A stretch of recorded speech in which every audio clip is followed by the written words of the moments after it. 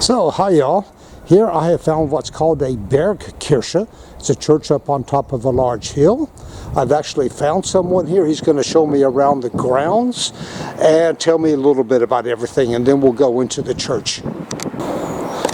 So this little building houses about a 40-meter deep well. I guess that's about 60-70 feet deep, and we're going to go in and have a look at it.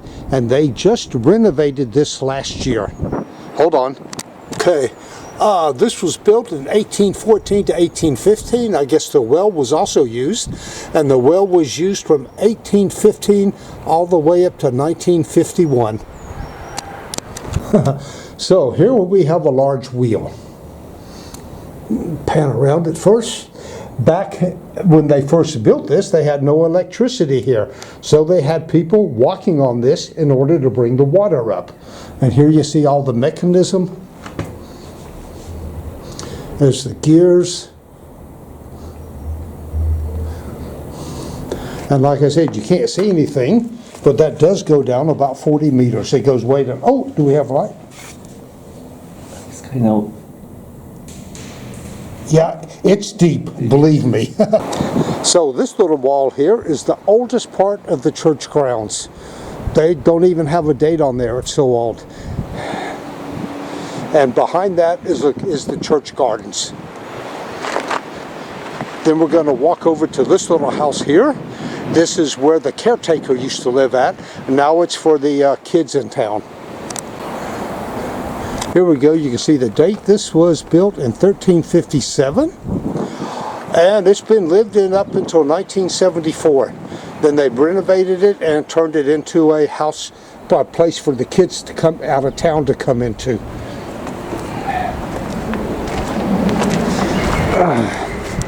The old-fashioned gingerbread, or as we know it, it's the gingerbread. Okay. So this little monument here is also a war monument, but it is from the German and French War with Napoleon. That's how. So it does go back a little ways. So we're in the graveyard now, and this one is located in the forest. Oh, the woods have grown up around it. Let me zoom in on this one. There's one. There we have another little one over there.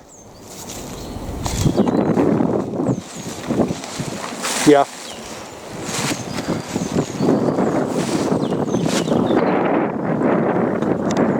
Yep. There's another one. It's a bit bigger. And then here we have another nice one. So we're going to walk a little bit farther down into the woods. There's some more down there. Hold on. Here's some more that have fallen down. Some more gravestones. Then got one right over here. Yep, that's it. Right there.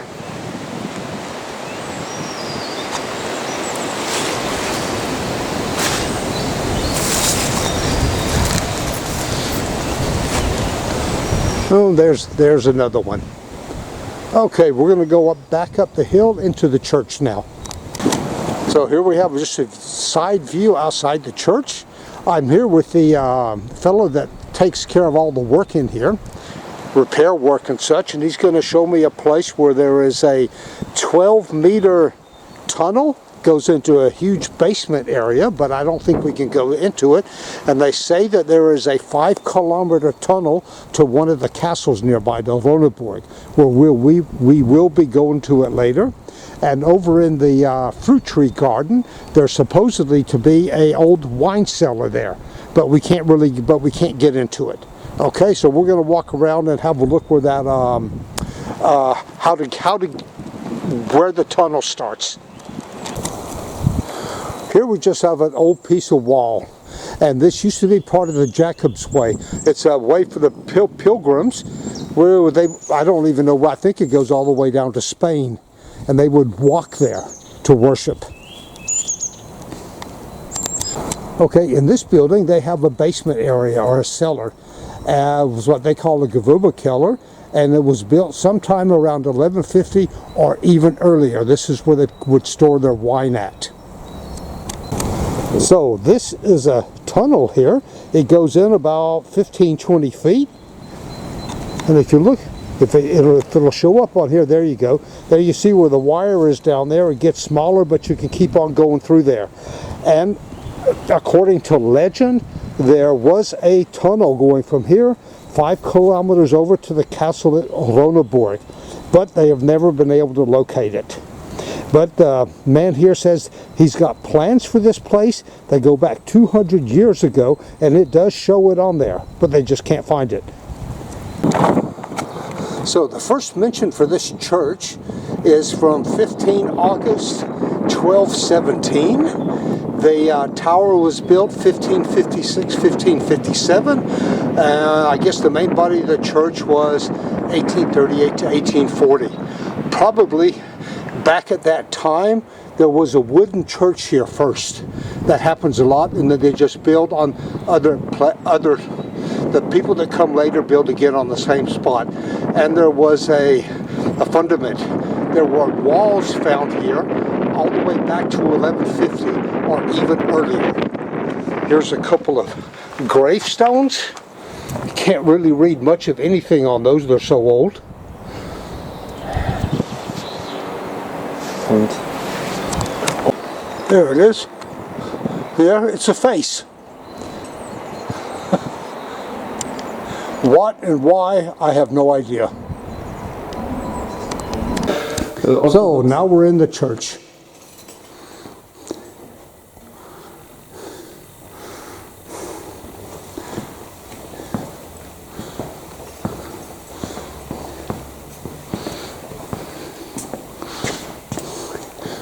See the big beams? Wow, this is nice.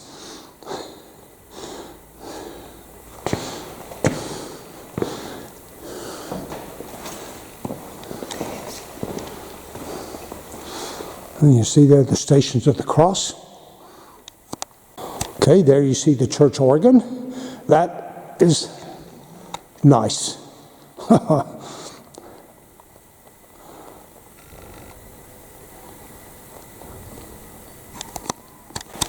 Here's where they baptized the children. Now, how old this one is, I don't know.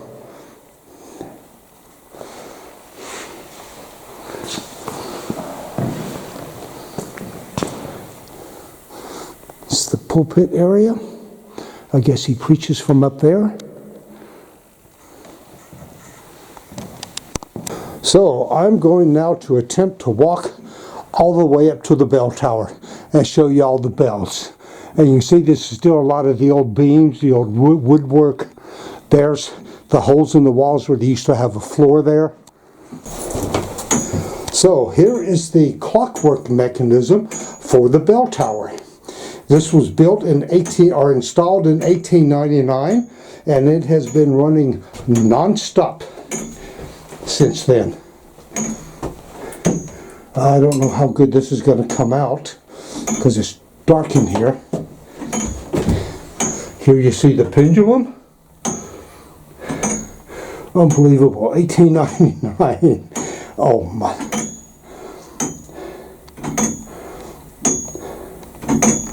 Okay, so now we're up here in the rafters area.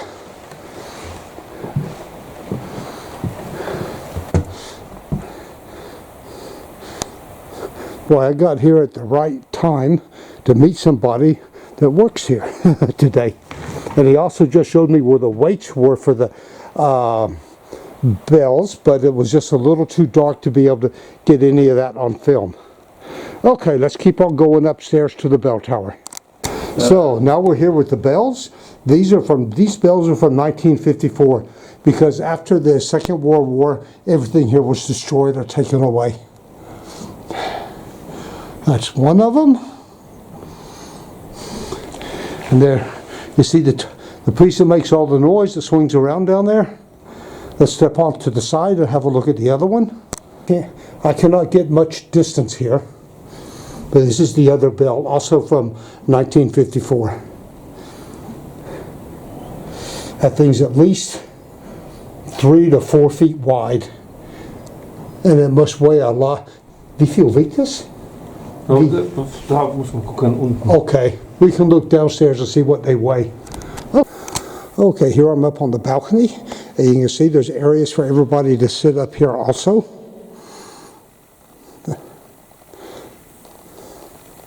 Now that to the bell towers was an adventure, because I literally had to squeeze my way through there to be able to get up to the two bells. You only had about a foot of space to squeeze through.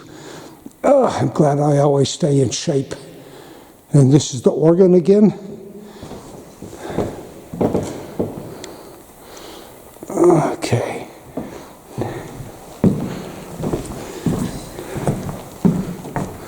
Aha. Here is where she sits to play the organ, or whoever does it. You see all the foot pedals on the floor. There's the keys, all kinds of things. I don't know what all that's called. Here's a little information about that church bells. See if I can